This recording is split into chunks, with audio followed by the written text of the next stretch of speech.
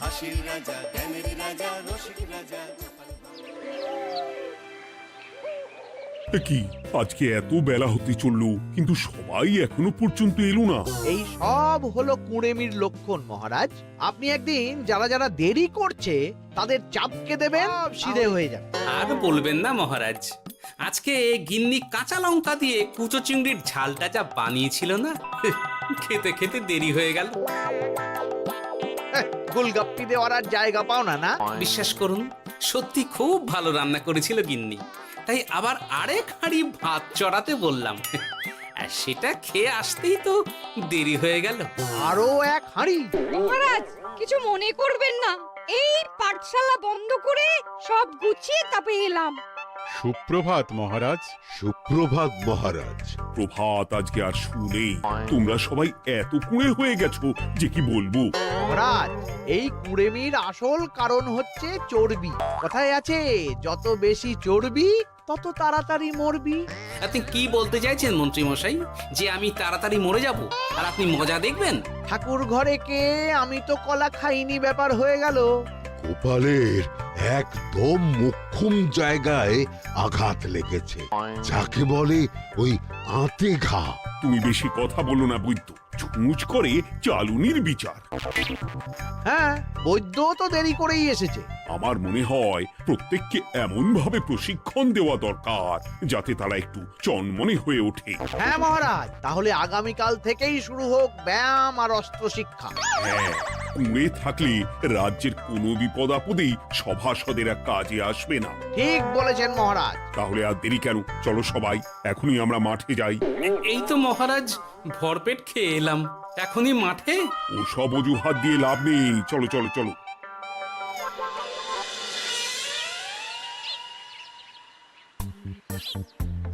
এবার সবাই সারিবদ্ধভাবে দাঁড়িয়ে পড়ো।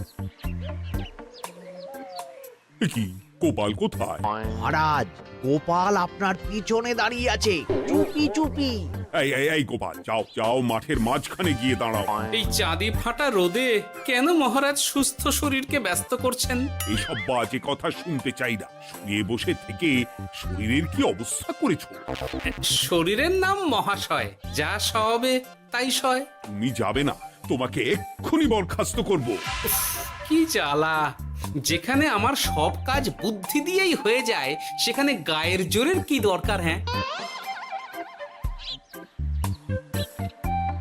এই গোপাল, আমি 1 থেকে 3 অব্দি গুনবো, তারপরে সবাই এই মাঠের ধার বরাবর 5 বার পাক দিয়ে দৌড়বে। ঠিক আছে মহারাজ, আমি প্রস্তুত। আমি রোগা পটকা আছি, কোনো সমস্যাই হবে না। হয়ে গেল। সবাই প্রস্তুত? 1 2 3। কি হলো গোপাল, দৌড়াও দৌড়াও। মহারাজ, এর থেকে বেশি জোরে পারবো না। আই, কে আছো? একটা কঞ্চি দাও। এই সেরেছে। বেশ হয়েছে, বেশ হয়েছে। ব্যাটার এবার চর্বি কমবে। কি হলো গোপাল, হ্যাঁ হয়ে গেল? হ্যাঁ?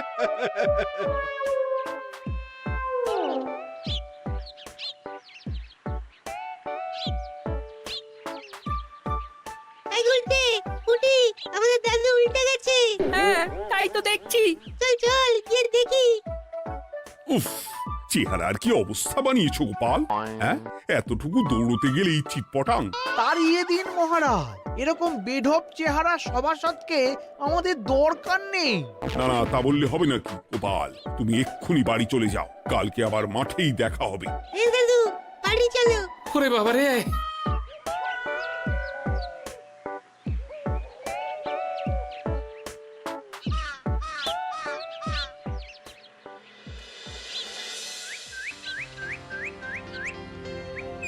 আরে ধুর ছাতার মাথা, তখন থেকে জল খেয়েই চলেছ। কি হয়েছে সেটা বলবে তো? শরীর চর্চা হয়েছে, শক্তি খরচা হয়েছে, আর পারছি না। উফ, বাপরে বাপ, কি পায়ে ব্যথা! এই জন্যেই আমি বলি বাপু, একটু বপুটাও নড়াও, কিন্তু কার কথা কে শোনে? ওরে বাবা, অকারণে সুস্থ শরীর ব্যস্ত করবো কেন বলো তো? বেশি নড়াচড়া করলেই আয়ু কমে যায়। তোমার এই বাজে কথা কোন শাস্ত্রে লেখা আছে শুনি? শাস্ত্রে কেন যাব, বাস্তবে জলজ্যান্ত উদাহরণ আছে। আমি মানতে পারছি না। হুম, মানতে পারছি না বললে তো হবে না, তোমাকে মানতেই হবে। বেশ, প্রমাণ করো। আমি যদি তোমাকে প্রমাণ করে দিতে পারি, তাহলে আজ থেকে বাড়ির বাজার দোকান করার দায়িত্বটাও তোমাকেই নিতে হবে। দিদা তুমি তো ফেঁসে যাবে, দাদুর সঙ্গে বাজি লড়বে না। এই বাদ দে তো, তোর দাদু আগে প্রমাণ করুক যে বেশি নড়াচড়া করলে বয়স কমে। হ্যাঁ তাহলে বাজি? হ্যাঁ বাজি। আচ্ছা ঠিক আছে, বেশ। তুমি একটা পশুর নাম বলো তো, যারা খুব তাড়াতাড়ি দৌড়য়। ঘোড়া, হরিণ, চিতাবাঘ আরো আছে। আচ্ছা, এবার সবচেয়ে আস্তে আস্তে কোন পশু চলে, এরকম একটা পশুর উদাহরণ দাও। কেন কচ্ছপ? এই তো পেয়ে গেছে উত্তর। এবার তুমি বলো তো, কচ্ছপ কত বছর বাঁচে, আর ঘোড়া, হরিণ, চিতাবাঘ এরা কত বছর বাঁচে? চিতাবাঘ, ঘোড়া কেউই 30 বছরের বেশি বাঁচে না, কিন্তু কচ্ছপ 300 বছরও বেঁচে থাকে। হেরেছে, হেরেছে, আমার বউ হেরেছে। উফ, জীবনের কত বড় চাপ নেমে গেল। হ্যাঁ, এই তুমি আমাকে এভাবে হারালে? তখনই বললাম দাদুর সঙ্গে বাজি লড়তে যেও না। নাও এবার খেলা সামলাও।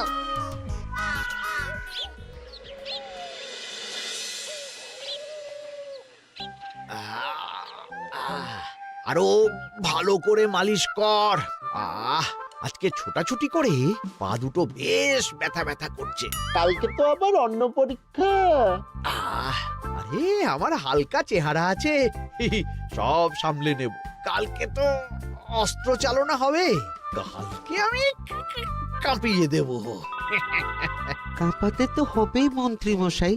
আমরা আপনার শরীরে এমন ঘষা মাজা করে দেব না, মনে হবে আপনি না একটা জলযন্ত্র অস্ত্র, অস্ত্র চালনা করতে যাচ্ছে। বাস এই তো চাই। ওরে বাবারে, আস্তে আস্তে। আরে বাবা, আপনার তো ইস্পাতের শরীর, ভাঙবে তবু মচকাবে না। চিন্তা করছেন কেন? ভয় পাবেন না, ভয়কে জয় করতে হবে।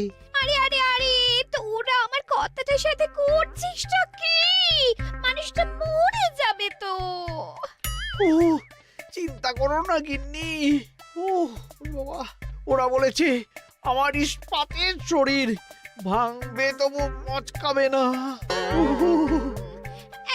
একবার এই বুড়ো বয়সে হাত পা ভাঙলে কি সামলাবে শুনি? মন্ত্রী মশাই, আমাদের বকশিসটা দিয়ে দিন, আমরা কেটে পড়ি। বাবারে বাবা, দিচ্ছি।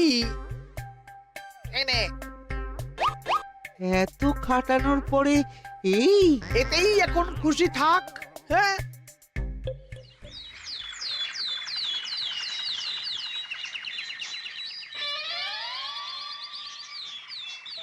এবার তোমাদের সকলকে অস্ত্র শিক্ষা দেওয়া হবে। উফ, রোজ রোজ কি জ্বালাতনে পড়েছি, বাপরে বাপ। বাবা মা কাউকে ডাকার দরকার নেই, ভালো না লাগলে রাজসভা চাকরি ছেড়ে চলে যাও। মহারাজ, এটা তো উচিত নয়।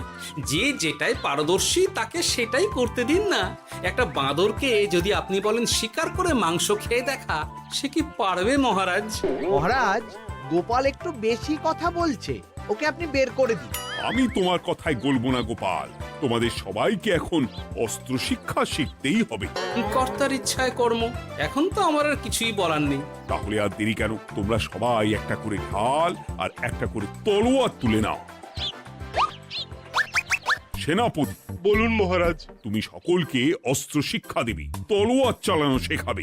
এক এক করে প্রত্যেকে তোমার কাছে যাবে আর এক এক করে তুমি সবাইকে তলোয়ার চালানো শেখাবে। আচ্ছা মহারাজ, তাহলে ওই সবার প্রথমে চলে আসুন মন্ত্রী মশাই। হ্যাঁ, আমি প্রস্তুত। আমার শরীর ইস্পাতের মতো, ভাঙবো তবু মচকাবো না।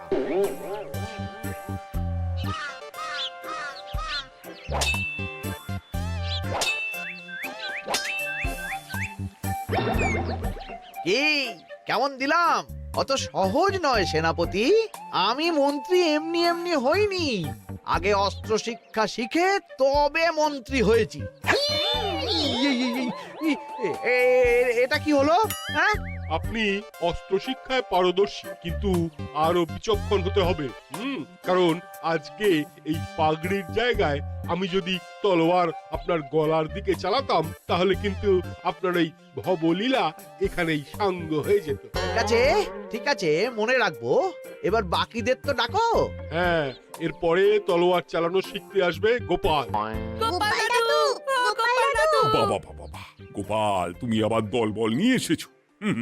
দেখি তোমার কত দম। গোপাল, তুমি প্রস্তুত হও। হ্যাঁ হ্যাঁ, আমি প্রস্তুত। ওরে বাবারে, এ তো ভয়ানক চাপের কাজ। আমাকে বেশ বেগ পেতে হচ্ছে। সামলাও গোপাল।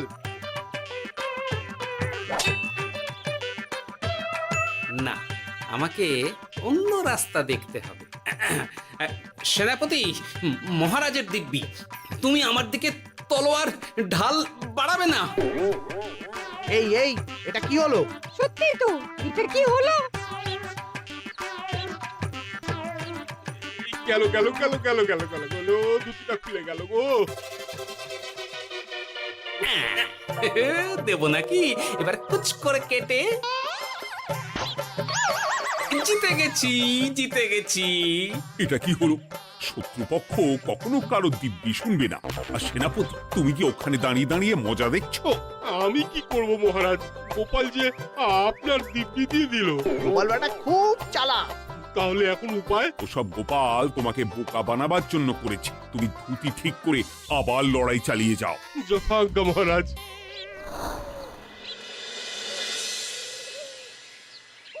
কিরে ন্যাপলা, তোদের দিদা আমার জন্য কি রান্না করে পাঠিয়েছে রে?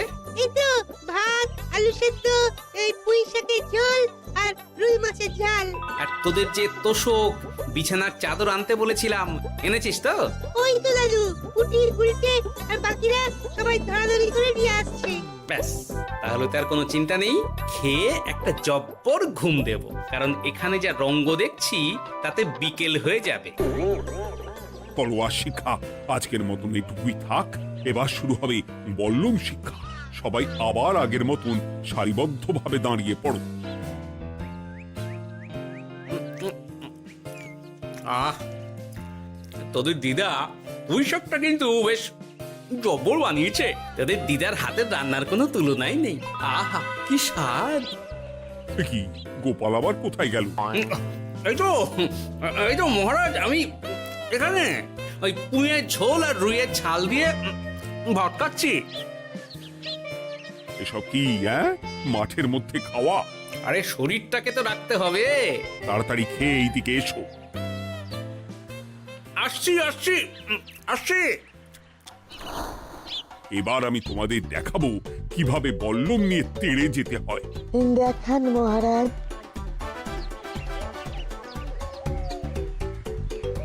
এ তো খুবই সোজা মহারাজ। ঠিক আছে, তাহলে বল্লম নিয়ে তেড়ে যাও দেখি।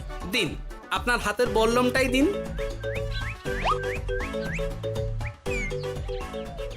আরে আরে, গোপাল তো মাঠ থেকেই চলে গেল। আমি ডেকে আনছি মহারাজ। আরে আরে, ও গোপাল, গোপাল, মহারাজ ডাকছেন, থামো থামো। মহারাজ বলেছেন বল্লম নিয়ে তেড়ে যেতে। তেড়ে গিয়ে আবার ফিরে আসতে তো উনি বলেননি। আরে, এ তো মহা মুশকিল। উনি এক্ষুনি তোমাকে মাঠে ফিরতে বললেন। সেটা আপনাকে বলতে পারে সেনাপতি, আমাকে তো বলেনি। আমি চললাম।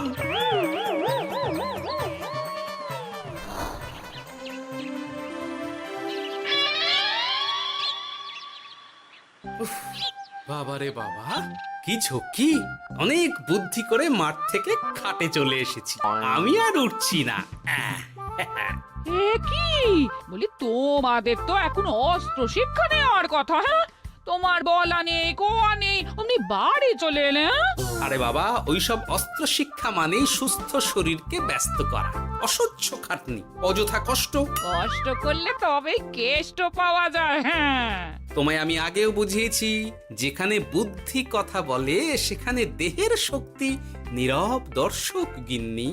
আরে বাবা, সে না হয় বুঝলাম, কিন্তু মহারাজ তো ভালোর জন্য সবাইকে অস্ত্র শিক্ষা দেওয়ার চেষ্টা করছে না? আরে বাবা, যার যা কাজ তাকে সেটা করালেই পারে। মহারাজ তো সেটা বুঝতেই চাইছেন না। আমি এখন ঘুমো।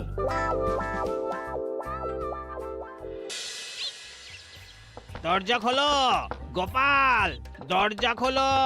গোপাল, গোপাল দরজা খোলো বলছি। ব্যাস হয়ে গেল। একটু শান্তিতে ঘুমাবো তার জো নেই। দরজা খোলো গোপাল।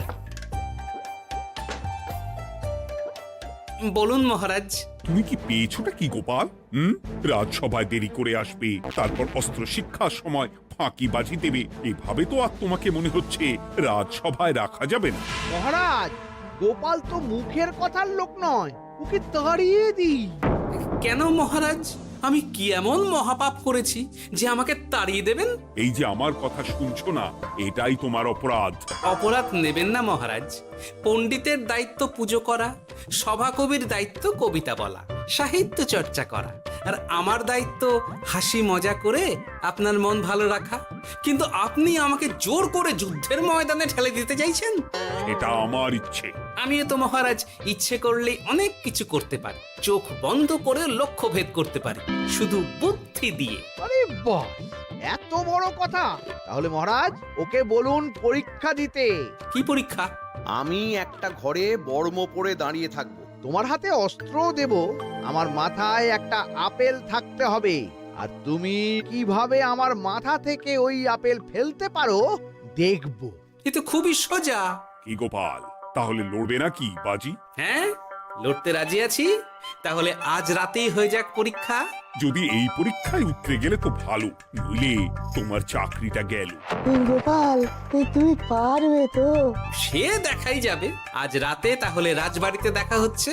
যদি আমি এই পরীক্ষায় বিফল হই, তাহলে আমার চাকরি আপনি কেড়ে নেবেন।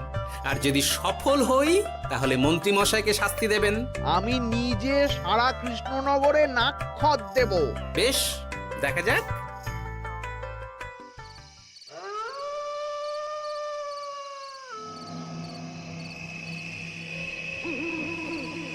কি মন্ত্রীমশাই, ব্যবস্থা সব ঠিকঠাক হয়েছে তো? হ্যাঁ, এবার শুধু গোপালের পরীক্ষার পালা। আমি তাহলে বাইরে গেলাম, গোপালকে পাঠিয়ে দিচ্ছি।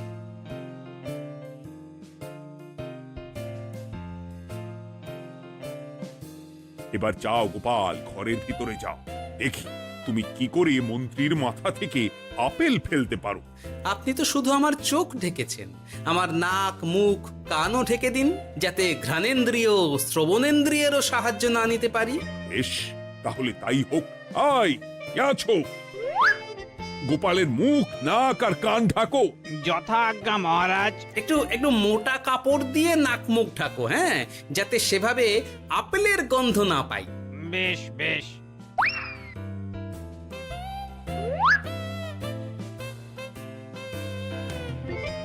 যাও গোপাল। গোপাল, এবার তোমার চাকরি গেল। এবার তুমি কি করবে? কি করবে? দৌড় ঝাঁপে ফাঁকিবাজি? হ্যাঁ?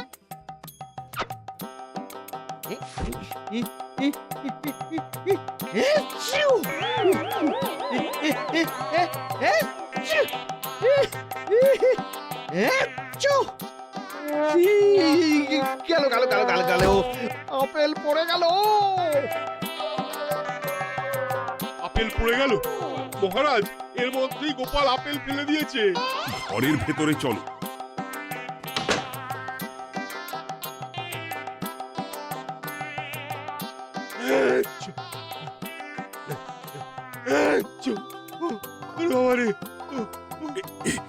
কি ওরে বাবারে বাবা, কি ঝাঁজ! ওরে বাবারে বাবা। কি মহারাজ, দেখলেন তো গোপালের চমক? অস্ত্র ছাড়াই আপেল ফেলে দিলাম। কি, এটা তো তুমি নীতি বিরুদ্ধ কাজ করেছো। সারা ঘরে নস্যি ছড়িয়ে দিয়েছো। মহারাজ, হাত থেকে আপেল পড়ে গেছে। এবার সারা কৃষ্ণনগরে নাক্ষত দিতে হবে। সত্যি সত্যি গোপাল, বুদ্ধিতে তোমার জুড়ি মেলা ভার। আমার নাম গোপাল ভাঁড়, একটা কথা মনে রাখবেন, কেউটে সাপের লেজে পা দেবেন না, আর গোপালের কাজে বাধা দেবেন না। যে কাজ বুদ্ধি দিয়ে করা যায় তার কাছে শক্তি ছোট্ট শিশু মাত্র। সত্যি গোপাল, আজ তুমি সেটাই প্রমাণ করে দিলে। আর আজ থেকে তোমাকে তোমার ইচ্ছার বিরুদ্ধে খাটাবো না। তুমি খাও দাও, ভুড়ি বানাও। যার যা কাজ সে তাই করবে। যেমন এখন মন্ত্রী মশাই নাক্ষত দেবেন, হ্যাঁ? ভুল করে বাজি ধরে ফেলেছি, এখন নিজেই চাপে পড়ে গেলাম। তাহলে আর দেরি কেন? নাক্ষত এখন থেকেই শুরু হোক। কৃষ্ণনগরের রাস্তা শেষ হতে হতে সকাল হয়ে যাবে।